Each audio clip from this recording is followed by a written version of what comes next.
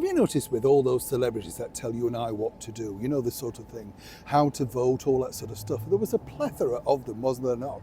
Carol Vorderman headed it, remember that? There was, of course, Elton John, and then, of course, Hugh Grant, John Richardson, you name it. Everybody wanted to come out and say they're backing Labour. It's going to be a lot better for us, of course. Now, whether you're political or not, what you find living here in the capital city, certainly over 100 days plus, things have not got better. In fact, they've got worse. So much so that one of their devoted followers has now done this.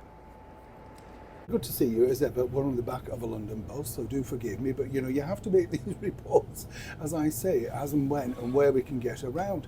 I do find these sort of things fascinating though, and that's the reason why I wanted to share this with you, because as you know, it's all very well, isn't it, coming out and supporting people when you're mega rich and all that sort of stuff, but it doesn't really affect you, does it? It's not like you and I catching the bus or going on the tube and suddenly, you know, the price caps have gone, it's gone up triple, that sort of stuff.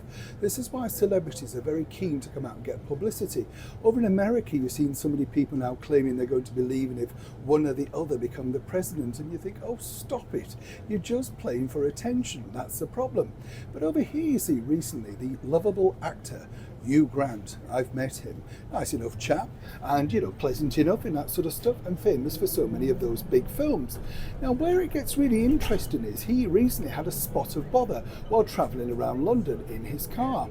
So much so that he took to social media to kick off about it, basically saying that, and I'm cleaning this up, you know, but London was not very pleasant now to travel around in. You get the picture.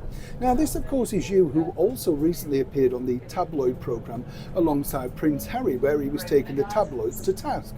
But he then decided to take a payout because, well, it was simpler, you know. He was going to take them on, but he was advised not to. You see how it works. One rule for them, one for you, as ever we have to say, allegedly.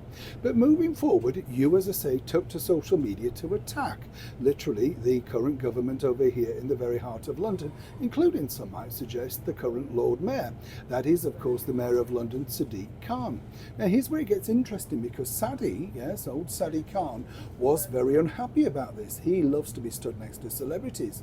And in order to make sure that Hugh doesn't step out of line again, I've been told that City Hall, yes, the very expensive City Hall that spends a fortune on promoting the Mayor of London, Sadiq Khan, have reached out and wondered, would you perhaps like to get involved in the turning on of the New Year's lights?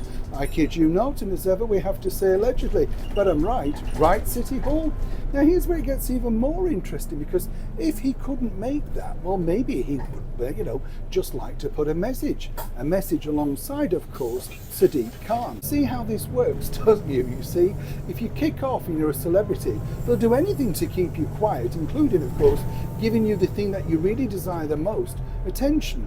No word yet on you, but also he has a brand new movie out, a sort of horror film, very in time, of course, for Halloween.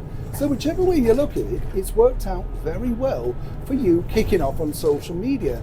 And if Sadiq Khan gets his way, then of course he'll be even more thrilled, once again standing next to an international star, all at your expense.